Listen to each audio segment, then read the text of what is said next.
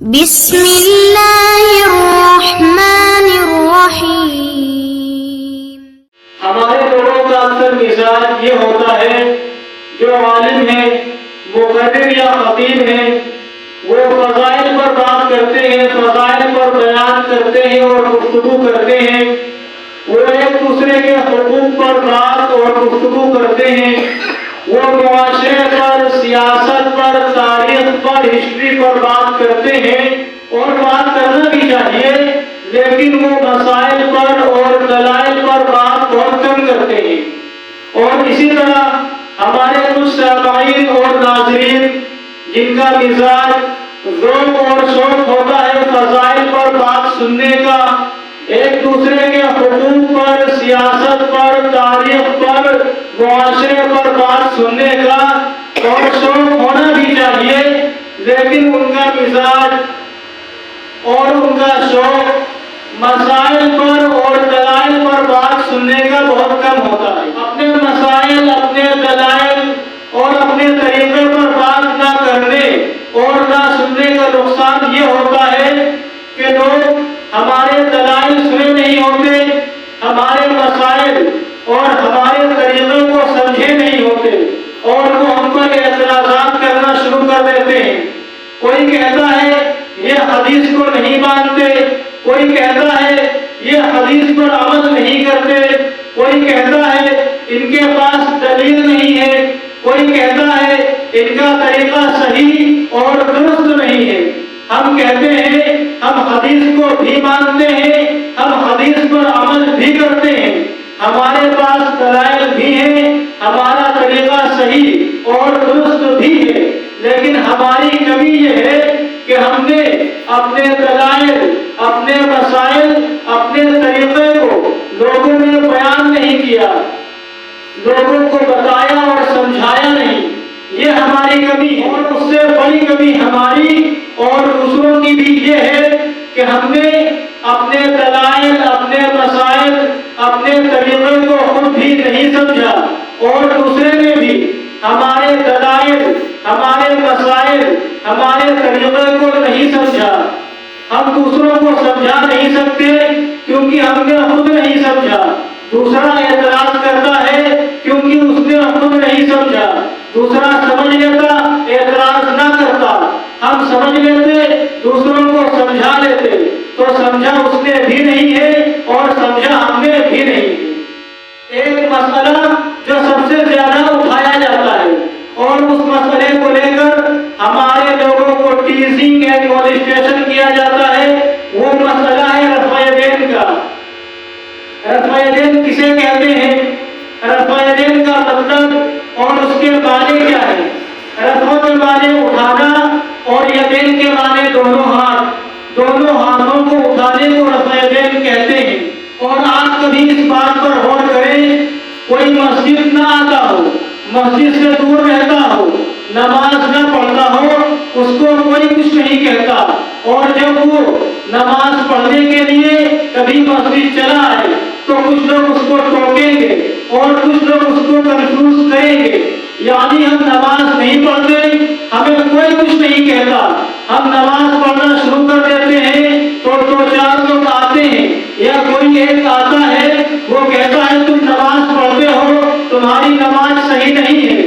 ہم کہتے ہیں کہ بھائی ہماری نماز میں کیا غلطی ہے؟ وہ کہتا ہے تم نماز پڑھتے ہو اور رفع دین نہیں کرتے۔ ہم کہتے ہیں یہ بات نہ کہو کہ ہم نماز پڑھتے ہیں اور رفع دین نہیں کرتے، رفع دین تم بھی کرتے ہو، رفع دین ہم بھی کرتے ہیں۔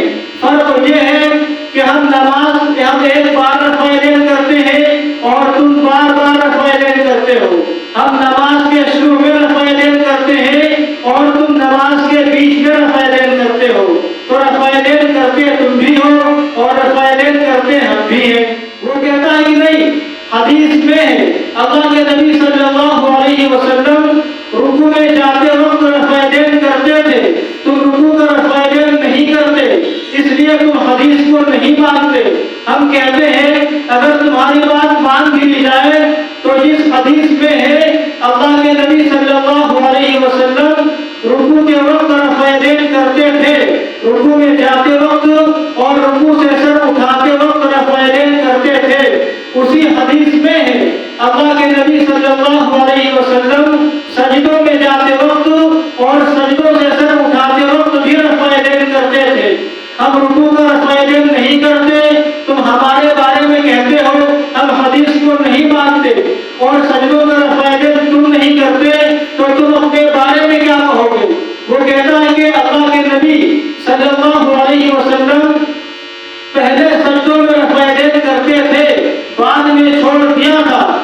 کہتے ہیں کہ اللہ کے نبی صلی اللہ علیہ وسلم پہلے رکوع میں رفع یدین کرتے تھے، بعد میں چھوڑ دیا تھا۔ سنن نسائی حدیث نمبر 1086 1086 حدیث جو حدیث صحیح ہے، اور آپ کے بہت بڑے عالم ناصر الدین البانی صاحب نے بھی اس حدیث کو صحیح کہا ہے۔ حدیث میں ہے اللہ کے نبی صلی اللہ علیہ وسلم رکوع میں جاتے وقت، رکوع سے سر اٹھاتے وقت، اور سجدوں میں جاتے وقت سجدوں سے سر اٹھاتے وقت بھی رفع یدین کرتے تھے۔ اور ناصر الدین البانی صاحب نے اپنی کتاب نماز نبوی صفحہ 142 پر سجدوں میں رفع یدین کرنے کو بھی ذکر کیا اور لکھا ہے، اور اسی کتاب صفحہ 131 پر لکھا ہے کہ حدیث میں سجدوں کے وقت رفع یدین کرنے کا ذکر 10 صحابہ سے مروی ہے۔ اب یہ عجیب بات ہے کہ رکوع کا رفع یدین ہم نہیں کرتے تو ہم حدیث کو نہ ماننے والے بن جاتے ہیں، اور سجدوں کا رفع یدین تم نہیں کرتے تو تم حدیث کو ماننے والے بن جاتے ہو۔ ہمارے ایک ساتھی نے ہم کو میسج کیا، ان سے کسی نے مطالبہ کیا کہ ایک ایسی حدیث دکھا دو جس میں اللہ کے نبی نے رفع یدین کرنے سے منع کیا ہو۔ اس نے کیا کہا؟ ایک ایسی حدیث دکھاؤ جس میں اللہ کے نبی نے رفع یدین کرنے سے منع کیا ہو۔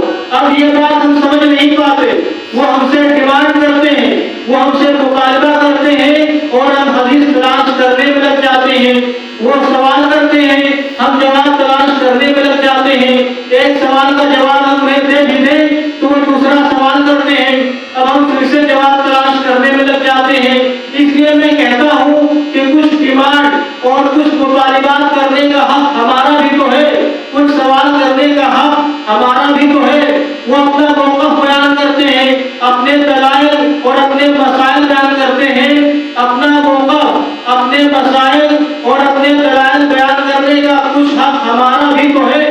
وہ ہم سے کہتے ہیں دیکھو بخاری میں حدیث موجود ہے اللہ کے نبی رفع یدین کرتے تھے، مسلم میں حدیث موجود ہے اللہ کے نبی رفع یدین کرتے تھے، اور تم نہیں کرتے ہو، یہ حدیث تمہارے خلاف ہے۔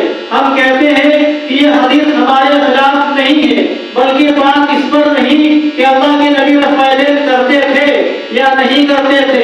تم بھی کہتے ہو کرتے تھے، ہم بھی کہتے ہیں کہ اللہ کے نبی رفع یدین کرتے تھے، تو بات کرتے تھے یا کرتے نہیں تھے، کیا ہے یا نہیں کیا ہے، اس پر نہیں ہے، بات اس پر ہے کہ اللہ کے نبی نے رفع یدین ہمیشہ کیا ہے یا ہمیشہ نہیں کیا۔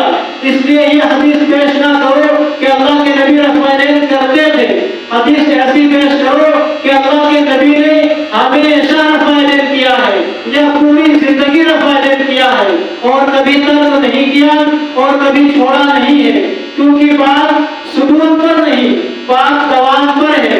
اختلاف ثبوت پر نہیں، اختلاف دوام پر ہے، تو آپ دوام پیش کرو، ثبوت پیش نہ کرو۔ تو ہمارے ساتھی نے میسج کیا، ان سے کسی نے مطالبہ کیا کہ ایک ایسی حدیث دکھاؤ کہ اللہ کے نبی نے رفع یدین کرنے سے منع کیا ہو۔ ہم نے کہا کہ تم ایک ایسی حدیث دکھاؤ کہ اللہ کے نبی نے رفع یدین کرنے کا حکم دیا ہو۔ کہتے ہیں حکم تو نہیں دیا لیکن کیا تو ہے۔ ہم بھی کہتے ہیں کہ منع تو نہیں کیا لیکن چھوڑا تو ہے۔